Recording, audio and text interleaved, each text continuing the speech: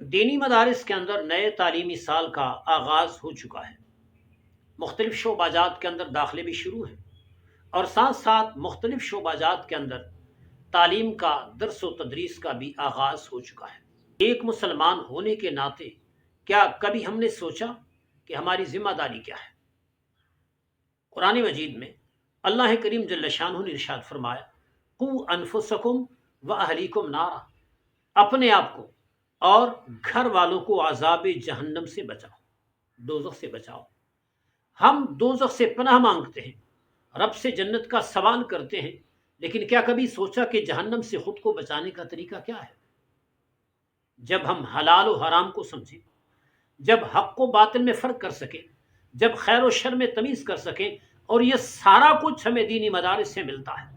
اللہ پاک کیا فرماتا ہے، حضور کی حدیث کیا کہتی ہے، شریعت کیا ہے، احکام کیا ہے، کیا کام کرنے کیا نہیں کرنے، مسلمان کا طریقہ کار کیا ہونا چاہیے، مکمل رہنمائی ہمیں دینی مدارس سے ملتی ہے۔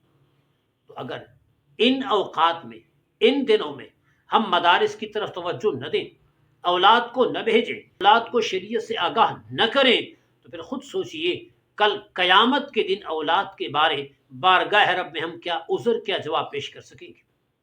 حضور نبی مکرم صلی اللہ علیہ وسلم نے ارشاد فرمایا، کلکم راعٍ، تم میں سے ہر ایک بندہ حاکم ہے، خواہ استاد ہے، خواہ وہ شوہر ہے، خواہ وہ والد ہے، وہ افسر ہے، وہ حاکم ہے، وہ جو بھی ہے، تم میں سے ہر ایک بندہ حاکم ہے۔ وَكُلُّكُمْ مَسْئُولٍ عَنْ رَعِيَّتِهِ، اور تم میں سے ہر بندے سے اس کی رعایا کے بارے پوچھا جائے گا۔ تو جیسے استاد سے شاگرد کے بارے پوچھا جائے گا، جیسے شوہر سے بیوی کے بارے پوچھا جائے گا، افسر سے ماتحت کے بارے پوچھا جائے گا، حاکم سے رعایا کے بارے پوچھا جائے گا، یوں والدین سے اولاد کے بارے بھی پوچھا جائے گا۔ تو کل جب قیامت کا دن ہو اور بارگاہ رب میں ہم پیش کیے جائیں، اولاد کے بارے پوچھا جائے، تو ہم اولاد کے بارے کیا جواب دیں گے؟ کیا ہم نے اولاد کو دینی تعلیم سے آراستہ کیا، حلال و حرام سے آگاہ کیا، عقائد کے حوالے سے بتایا؟ اگر جواب ہم نہیں میں عرض کریں گے تو پھر ہماری پکڑ اور گرفت ہوگی، اور پھر آج کے پرفتن دور میں کہ ہر سو اخلاقی بگاڑ عام ہے، عقائد و نظریات میں وسوسات کا زور شور ہے، مختلف قسم کے لوگ مسلمانوں کے ایمان کو چھیننے کے لیے کیا کیا کوششیں کرتے ہیں۔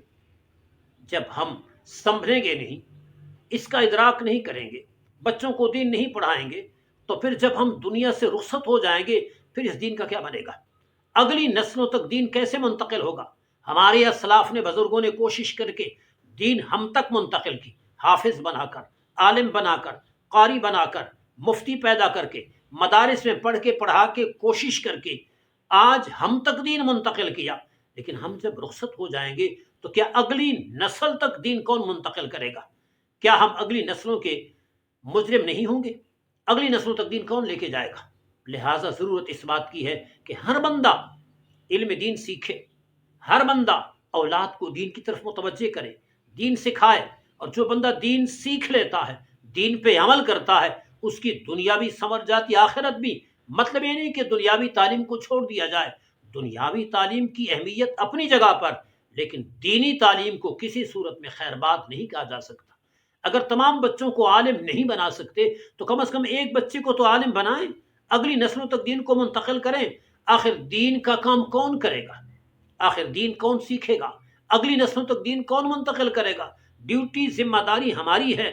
غیر اقوام سے تو ہم افرادی قوت اس کام کے لیے نہیں منگوا سکتے، ہم نے کرنا ہے، تو پھر ہم سستی کیوں کریں، کجروی کیوں کریں، غفلت کا مظاہرہ کیوں کریں؟